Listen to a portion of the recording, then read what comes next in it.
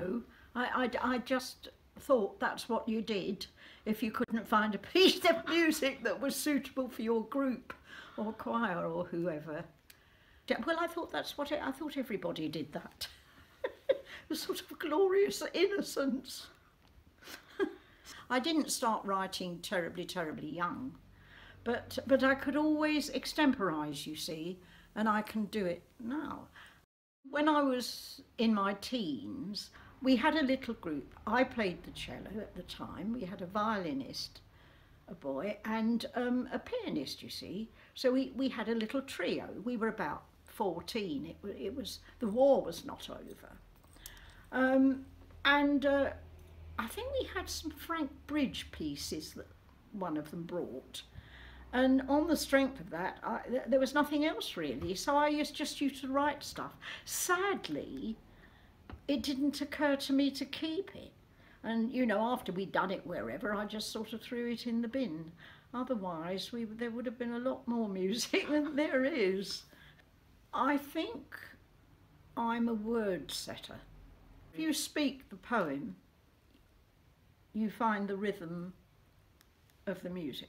Well, that's how I do it. I seem to be able to, I mean, for instance, I wrote some pieces for 3 clarinets, 3 B-flat clarinets, so they're all playing exactly the same area of pitch, if you see what I mean. And it just isn't a problem. I mean, if I can imagine the sound, I know the sound the instrument's going to make, I can do it. That came quite comparatively late, because I certainly didn't intend being a singer, but that happened by accident. I was singing in a church choir, and the girl that was singing next to me, she said, "Are you free on Saturday? There's a wedding, can you do a wedding?" You know, and it all started like that. And you see, I've always been able to sight sing. So I look at the music and I can hear it straight away. Well, they all had to learn the notes. And then the best thing that happened was being included in the session singers, where you read, they spend a day reading and a day recording.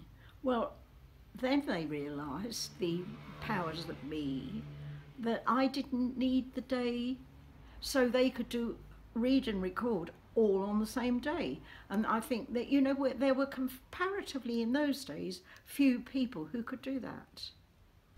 And I tested myself the other day. I can still pick up a score and hear it. I mean, I very rarely am disappointed. I'm not disappointed. And I love hearing what they do with the music without asking me, that they make it their own, because I do think once you've got your piece of music, you've got to let people do what they want to with it. But you know, it's wonderful, I've got these younger people who are all enthusiastic about keeping my music going, and of course it was always very heavy weather for me going it alone. But it's what I said to you, it really is honest, that I started writing music because I was filling a gap. I couldn't find a suitable thing to go in that slot, and so I just thought you wrote it. Well, it seemed to be quicker to write the piece. And I do write very quickly. I hardly ever have second thoughts. In fact, I'm looking at a very complicated thing that I wrote years ago. That's difficult when people want something that you've written in the distant past. Yeah. And I think, oh dear, I think I ought to change that bit. I think if you're writing, trust your instinct and your musical ear. Trust it and see what happens.